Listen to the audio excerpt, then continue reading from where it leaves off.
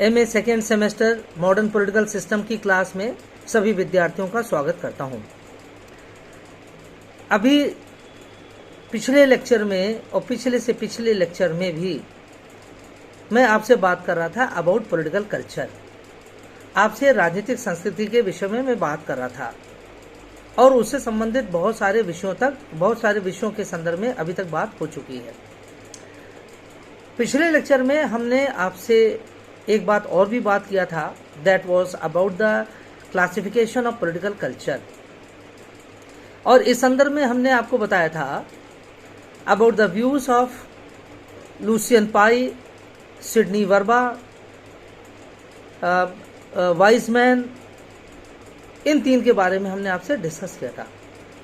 बात पूरी नहीं हुई थी, इसलिए इस लेक्चर में भी राजनीतिक संस्कृतियों के क्लासिफिकेशन के बारे में कुछ और बात करेंगे। वाइजमैन का आपने नाम सुना होगा या ना भी सुना होगा। He is an important scholar of the subject. H.V. Weizmann. He is an American thinker. He is an American intellectual. And in his book, some sociological approaches, अर्थात कुछ समाजशास्त्रीय उपागम, इस पुस्तक में उसने राजनीतिक संस्कृतियों के बारे में कहा है। वो तीसरी दुनिया में जो सैन्य शासन की समस्या थी पहले के समय में, चूंकि उसने किया कई साल पहले कि उसकी ये पुस्तक है, और उसका जो अध्ययन है वो थर्ड वर्ल्ड कंट्रीज में why military governments keep arising every now and then, क्यों तीसरी दुनिया के देश में सैन्य शासन व्यवस्थाओं का इतना अधिक देखा जाता है। जो लोकतांत्रिक व्यवस्थाएं होती हैं या लोकतांत्रिक से कम भी व्यवस्थाएं होती हैं, they are not allowed to function for a longer period, and the moment this kind of, that is the military people get an opportunity, they try to take over the non-military governments.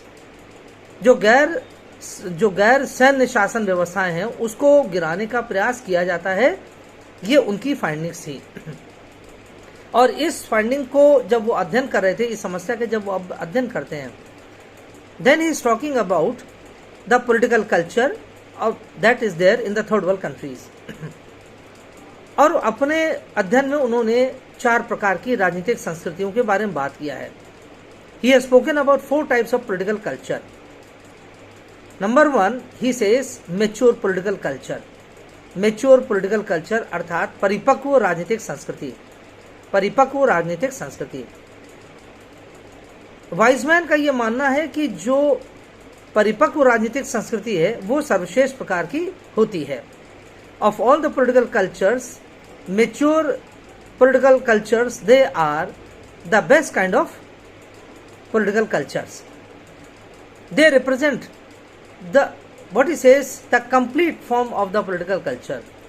ये सर्वश्रेष्ठ प्रकार की होती है और इस प्रकार की संस्कृति में सामान्य रूप से वो सभी बातें सम्मिलित होती हैं जो किसी हम पाश्चात्य देश में देख सकते हैं, अमेरिका में, ब्रिटेन में, या जो स्कैंडिनेवियन कंट्रीज हैं। स्कैंडिनेवियन कंट्रीज से तात्पर्य है जैसे स्वीडन, फिनलैंड या Norway. These are the Scandinavian countries, Finland, Sweden, Norway. तो इन देशों में जिस प्रकार की राजनीतिक संस्कृति है, हम लोग कुछ जानते तो हैं ही उन देशों की राजनीतिक संस्कृति के बारे में, about the culture of America, about the political culture of America. And being students of political science, we can really make out what are the outstanding features of the American political system. हम लोग राजनीति शास्त्र के विद्यार्थी हैं। ऐसे देशों के बारे में, अमेरिका, ब्रिटेन, ऐसे देशों के बारे में हम लोग ने काफ़ी कुछ पढ़ा है और उस बेसिस पर हम लोग कम से कम कुछ बातें तो सामान्य रूप से जानते हैं। दैट इज, अगर पहली बात कहें, दीज आर डेमोक्रेटिक कंट्रीज। ये लोकतांत्रिक देश हैं। And democracy exist not only just for the name सेक। यहाँ पर लोकतंत्र केवल नाम मात्र के लिए नहीं होता, बल्कि वास्तव में लोकतंत्र है, काफ़ी हद तक लोकतंत्र है। they have a democracy which is really a successful democracy to a very large extent, whereas democracies that are found in other countries may not be up to that mark. Definitely they are not up to the mark. They are more in name but less in character. But for countries like America and the Scandinavian countries, they have a very good system of democracy, and that is really quoted and appreciated all over the world. अब देखिए उनका, जैसे हमने कहा, एक तो विशेषता ये है, डेमोक्रेसी है। दूसरा हम कहते हैं there is rule of law, अर्थात विधि का शासन। विधि के शासन के बारे में तो एविडाइसी अर्थात जो ब्रिटेन का जो बहुत बड़ा स्कॉलर था, legal scholar, that is A V Dicey, he has written, he has propounded the notion of rule of law. Dicey ने ही विधि के शासन के बारे में काफी विस्तार से इसका प्रतिपादन किया था। तो ये जो रूल ऑफ लॉ के बारे में डाइसी बात करता है, that is not only confined to Britain, rather it is equally applicable to countries like America और स्वीडन और नॉर्वे और Finland, even for Canada as well. Canada में भी यही सब, वहां पर भी मेच्योर पॉलिटिकल कल्चर देखा जा सकता है। इसलिए उस बेसिस पर जब वो बात अपनी कहता है, ये अब देखिए जब वो ये बात उसने कही है, जब वो क्लासिफिकेशन करता है, तो जब वो मेच्योर के बारे में बात कर रहा है, तो उसके में तो ये बेसिक बातें तो हैं, ये डेमोक्रेसी है, रूल ऑफ लॉ है, there is I mean you can say it is a transparent system, एक वो पारदर्शी उनकी व्यवस्था है, पारदर्शी व्यवस्था है, अर्थात whatever is there I mean in the society there is a free flow of information. वहां पर सूचना का आदान प्रदान बहुत ही निर्बाध रूप से होता है, और अधिकांश 100% तो कहीं नहीं होता, but most of the times the flow of information is unhindered and people really get to know what is there, what is happening at the government level. So that is a good point of these countries. Apart from that, there is a system of separation of powers. America ऐसे देशों में शक्ति पृथक्करण का सिद्धांत है। England में तो भले ही नहीं पालन किया जाता है, लेकिन अमेरिका में तो अवश्य है। लेकिन इंग्लैंड की अपनी विशेषता है, तो जो इंग्लैंड की विशेषता है वो पूरे हम कह लें उत्कर्ष में देखी जा सकती है। We can find the good features of the British political system functioning very well. In the same way, America has its own defining features. Canada has also almost the same features, the same political culture that is found in America as well as in Scandinavia. तो इसे कहता है वो mature political cultures हैं, और कहता है mature political culture के आधार पर we can say there is a political system that is quite mature, a mature political system, और उसको ये सर्वश्रेष्ठ प्रकार की कैटेगरी में रखता है वाइजमैन। दूसरे प्रकार की जो पॉलिटिकल कल्चर दूसरे प्रकार की जो राजनीतिक संस्कृति के बारे में वाइजमैन बात कर रहा है, वो कहता है that is developed political culture. कहता है ये जो डेवलप्ड अर्थात विकसित राजनीतिक संस्कृति, ये दूसरे प्रकार की, यानी दूसरे सबसे अच्छे प्रकार की राजनीतिक संस्कृति होती है। He says that a developed political culture is also a very big feature of the Western countries, particularly the European countries.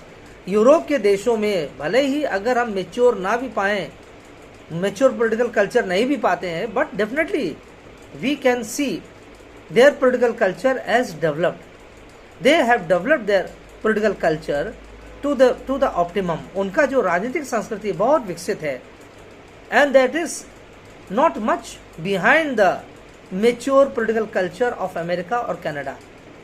America और कनाडा में तो मेच्योर पॉलिटिकल कल्चर है, लेकिन यहाँ पर वेस्ट यूरोप के भी जो देश हैं, जिसमें बहुत सारे, जिसमें आ जाएंगे, उसमें फ्रांस आ जाएगा, उसमें डेनमार्क आ जाएगा, हॉलैंड आ जाएगा, बेल्जियम आ जाएगा, लग्जमबर्ग आ जाएगा, even non European country like Australia also, they will be called as having political culture as developed. उनका विकसित राजनीतिक संस्कृति वहां पर देखी जा सकती है, और जो विकसित राजनीतिक संस्कृति है उसकी भी लगभग वही विशेषताएं होती हैं, बस उसके अनुपालन में उसको लागू करने में कुछ अंतर हो सकता है। तो जहां पर जो स्कैंडिनेवियन कंट्रीज हैं, they present the best example of a mature political system as well as America and Canada, but the second best is found in developed countries, है ना। तो डेवलप्ड कंट्रीज में डेवलप्ड पॉलिटिकल कल्चर होता है और वहां पर भी रूल ऑफ लॉ होता है, वहां पर भी प्रिंसिपल ऑफ सेक्युलरिज्म होता है, वहां पर भी डेमोक्रेसी है। यूरोपियन कंट्रीज में पर्टिकुलरली वेस्ट यूरोप में, but their implementation or their, we can say, the commitment to all these things is great, is really great, quite up to the mark. But we can say that perhaps America and those Scandinavian countries, they present a better example of a mature political system. तो पाश्चात्य देशों में, waste Europe के देशों में हम विकसित राजनीतिक संस्कृति हम देख सकते हैं। This is the second type of political culture. और third type of political culture is called as low political culture. Low political culture अर्थात जिसे आप कह लें निम्न राजनीतिक संस्कृति, that is low political culture. अब देखिए, जो लो पॉलिटिकल कल्चर जिसका नाम ही बता रहा है, बहुत छोटे स्तर की राजनीतिक संस्कृति। Now this kind of political culture, you can say, is generally found in countries like India, in countries pertaining to South Asia, है ना। साउथ एशिया के अधिकांश देशों में लो पॉलिटिकल कल्चर ही देखने को मिलेगा, जैसे बांग्लादेश है, जैसे पाकिस्तान है, जैसे अफगानिस्तान है, जैसे श्रीलंका है, नेपाल है। These are countries which present more or less a picture of low political culture. Sri Lanka हमसे थोड़ा सा बेटर हो सकता है, definitely, but so far as other countries of South Asia is concerned, we will say that ours and theirs political culture is basically low. क्योंकि देखिए, democracy कहने भर से ही डेमोक्रेसी पूरी नहीं हो जाती है। We have a democratic system, we have rule of law, we do follow secularism, but these features, these characteristics are perhaps less followed and more, you can say, more ignored, if not violated, but it is more ignored। ये कम पालन की जाती हैं और इसको अनदेखा अधिक किया जाता है, साथ साथ इसका उल्लंघन भी अधिक होता है। So therefore Weizmann says that the low political culture is basically a feature of the third world countries। तीसरी दुनिया के देशों में ये आप कह लिए कि ये एक निम्न प्रकार की राजनीतिक संस्कृति देखी जाती है, जहां पर कहने के लिए तो सब कुछ है, but in effect they are not found to be in operation, और they are not followed in totality और to a large extent as we find other countries following these classical norms of democracy. इसलिए वो south Asia ऐसे देशों को, और भी कई प्रकार के देश हो सकते हैं, अफ्रीकन कंट्रीज में बहुत सारे देश हैं या अधिकांश देश हैं, where there is a low political culture। And the last type of political culture that he says is called, he names it as minimal political culture। minimal means न्यूनतम राजनीतिक संस्कृति, यानी लो के बाद, निम्न के बाद निम्नतम आ जाती है। निम्न तो एक बेटर है, लेकिन निम्नतम means it is almost zero political culture. Sorry, तो वो कहता है कि minimal political culture. Now minimal political culture means there in the name of political culture virtually nothing exist. राजनीतिक संस्कृति को जहां तक परिभाषित जो किया है बड़े बड़े विद्वानों ने, उस परिभाषा के अनुसार तो लगभग राजनीतिक संस्कृति नाम की कोई चीज ही नहीं होती है। और कहाँ नहीं होती है, ये जितने भी आप कह लिए कि बिल्कुल जो बहुत सारे अफ्रीकन कंट्रीज हैं, जैसा हमने पहले बताया था, कीनिया, नाइजीरिया, सोमालिया, इथोपिया, है ना, Tanzania, these are countries of Africa, African continent, अफ्रीकी महाद्वीप के ये सारे वो देश हैं जहां पर राजनीतिक संस्कृति लगभग नहीं के बराबर है। कहने के लिए चाहे वो कुछ कहें, बहुत लोग कहते हैं ना कि रिपब्लिक है, फॉर एग्जाम्पल ये पीपल्स रिपब्लिक ऑफ चाइना, है ना। अब रिपब्लिक कहना तो बहुत सरल है। रिपब्लिक का मतलब क्या होता है? गणतंत्र होता है। गणा नाम तंत्रा नाम इति समारा, that is a system in which there is the importance of the people, है ना। रिपब्लिक का मतलब है वो व्यवस्था जो गणों के द्वारा चलाई जाती है, लोगों द्वारा चलाई जाती है। लेकिन unfortunate is that most of the countries they are using this word republic in their constitution. अपने सरकारी व्यवस्था में, राजनीतिक व्यवस्था में, संवैधानिक व्यवस्था में वो शब्द का प्रयोग कर रहे हैं republic, whereas they are not republic. दूर दूर तक वो कहीं रिपब्लिक नहीं। चाइना ऐसी कंट्री जो बिल्कुल अलग प्रकार के एग्जाम्पल हमारे सामने रखती है। तानाशाही वहाँ दिखती है। क्या वहाँ पर वास्तव में रिपब्लिक है? जनता का कहीं बोलबाला दिखता है? नॉट इवन बाय बिट, बिल्कुल भी नहीं है वहाँ पर, है ना। तो इसलिए ये ध्यान रखना होगा कि ये जो मिनिमल पॉलिटिकल कल्चर वो कहता है, ये Wiseman, this represents the you can say the last category of the political culture which virtually says that there is no political culture।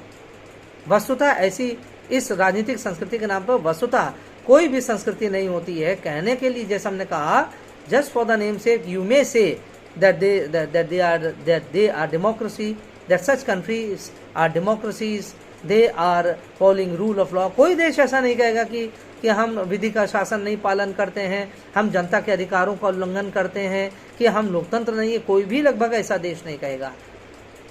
इसलिए कहना तो बहुत सरल है, वास्तव में उसका अनुपालन करना बहुत ही दुष्कर है। और इसी आधार पर वो कहता है कि अधिकांश देश, बहुत सारे देश ऐसे हैं इस दुनिया में जहाँ पर कुछ भी नहीं है, केवल हिंसा है, केवल लड़ाई झगड़ा है, डिस्ट्रक्शन है, वायलेंस है।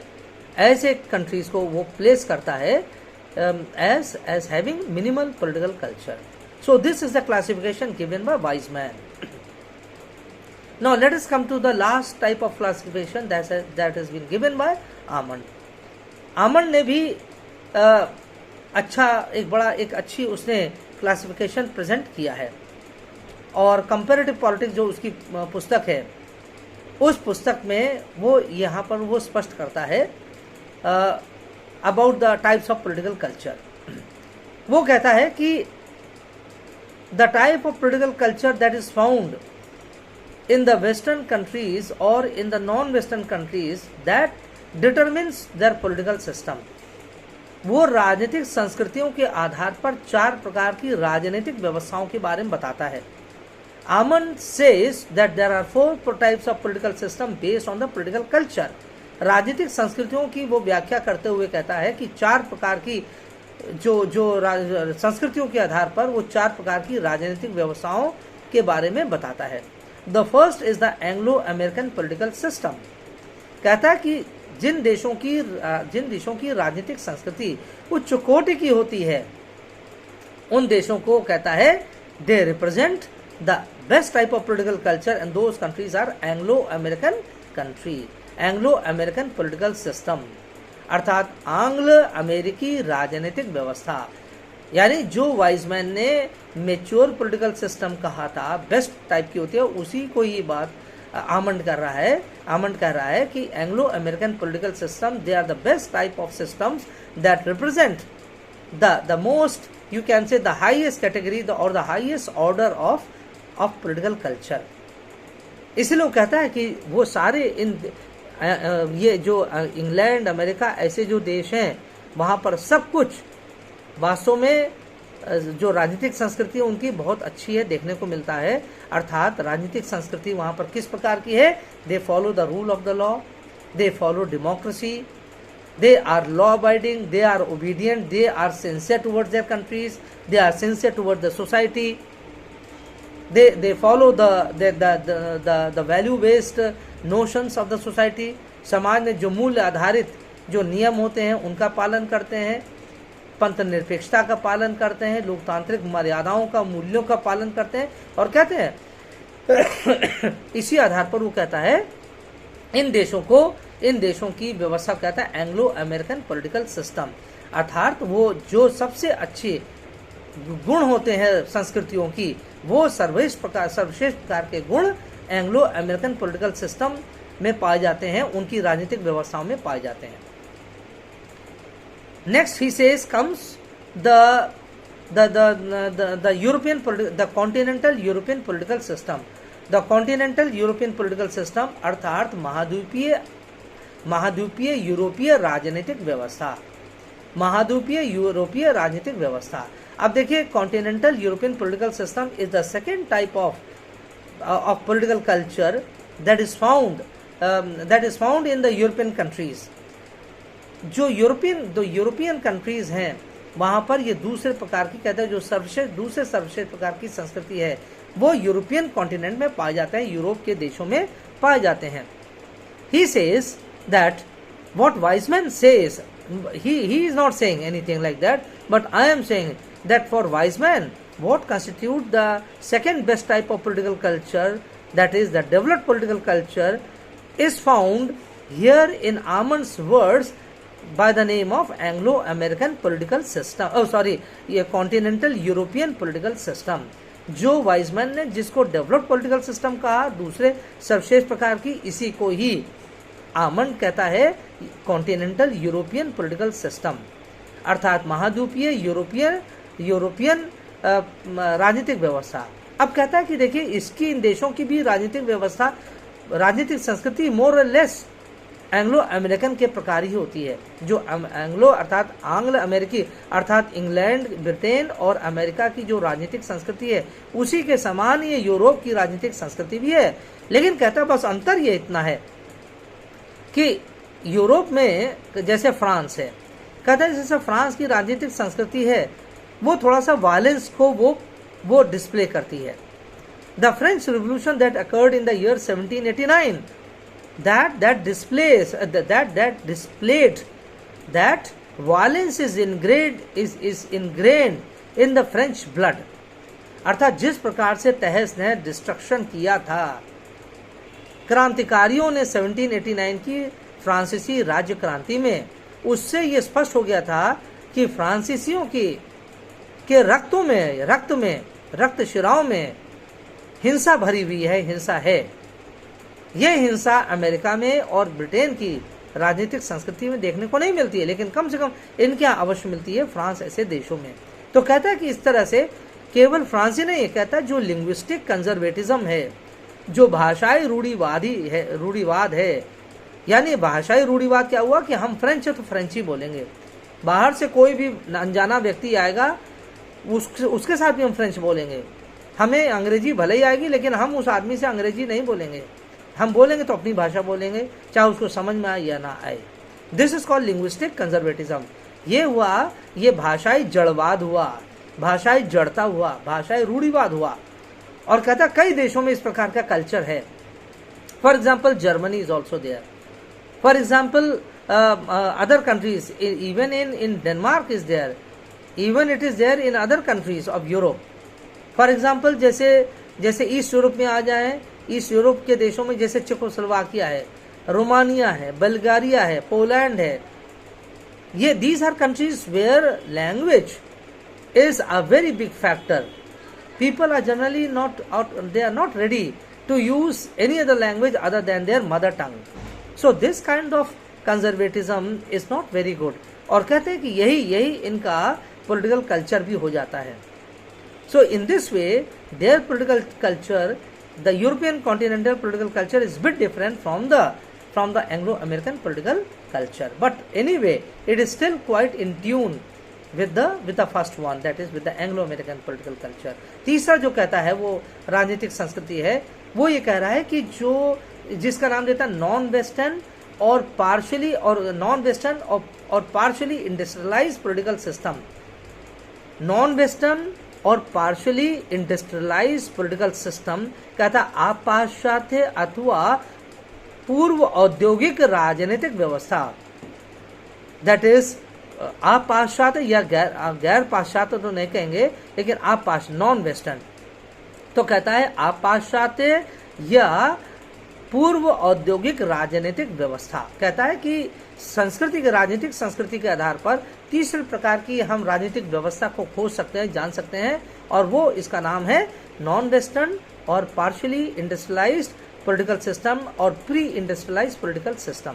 इसका तात्पर्य यह है कि ऐसे कुछ देश होते हैं, ऐसे कुछ देश हैं जहां की राजनीतिक संस्कृति तो आप कह लिए कि आधुनिक सेंस में, आधुनिक अर्थों में तो वो अच्छी है, आधुनिक अर्थों में तो वो कुछ सिद्धांतों को लेकर चल रहे हैं, कुछ मूल्य परक बातों को लेकर चल रहे हैं, सिद्धांतों को लेकर चल रहे हैं, लेकिन वास्तव में उसका अनुपालन नहीं हो रहा है। दैट इज टू से कि that in non-Western country does not mean those countries are useless or worthless. For example, India is a non-Western country. Sri Lanka is a non-Western country. There are so many non-Western countries. Japan is a non-Western country. Many of the Latin American countries, they are non-Western countries. But the type of political culture that they display or exhibit is really, we can say, is trying to follow the classical principles of the developed Western countries.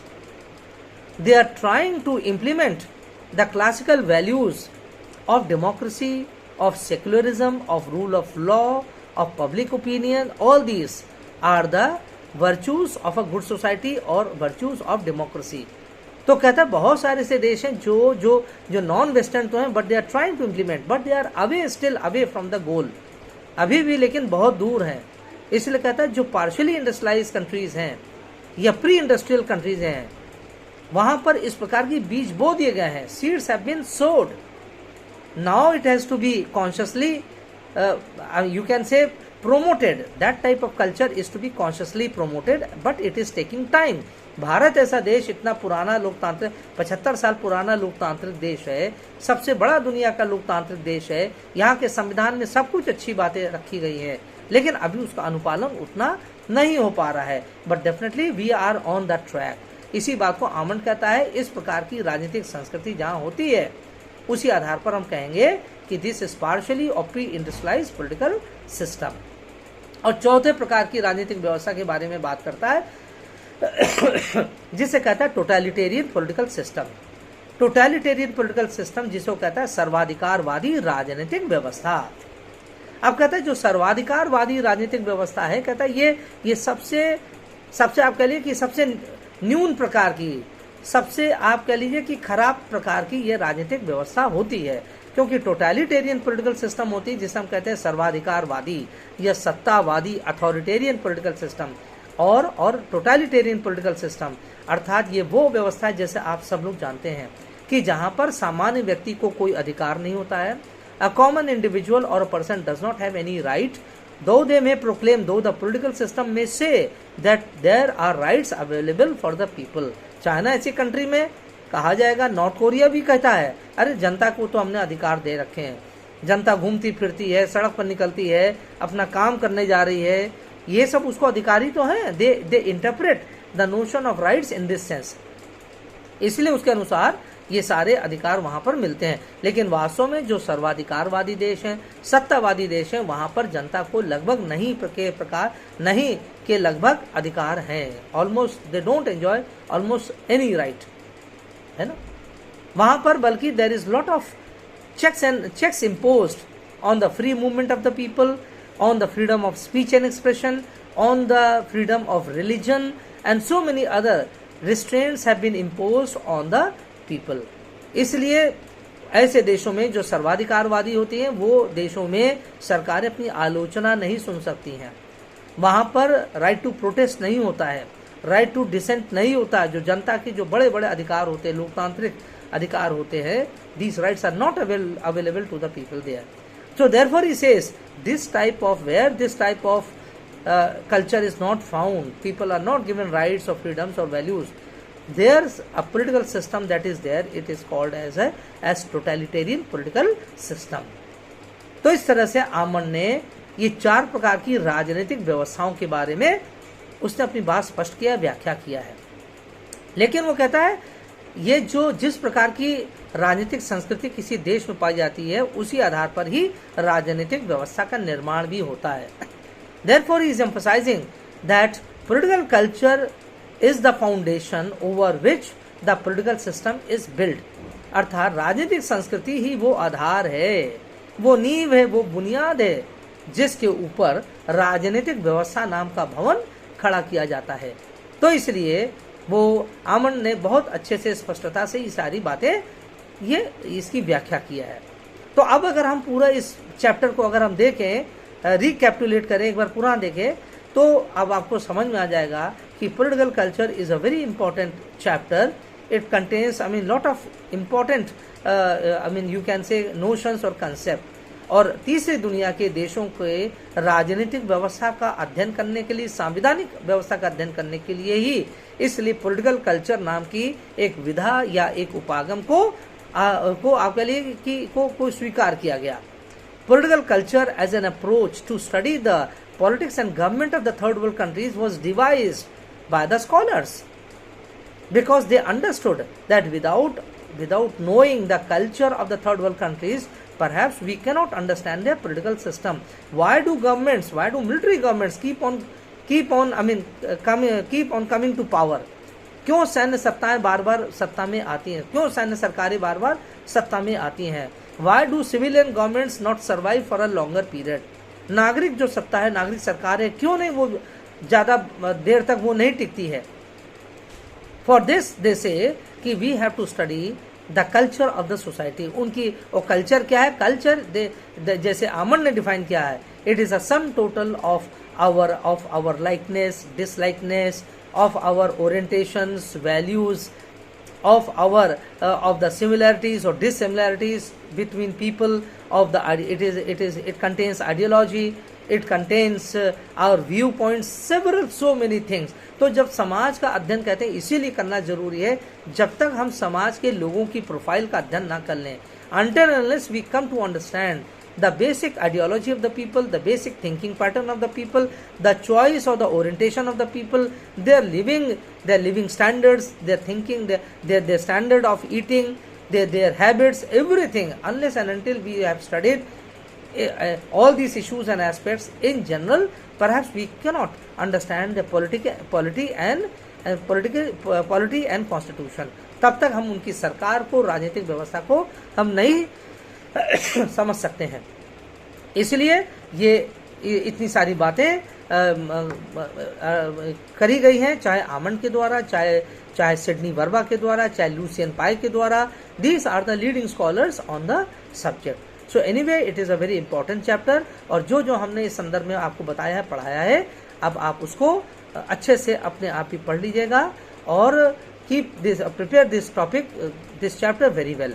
और अगले lecture में I will be coming up with a different topic, और उसके बारे में फिर हम लोग अगले लेक्चर में और बात करेंगे। So thank you so much for your patience, for your attention to my lecture. Thank you.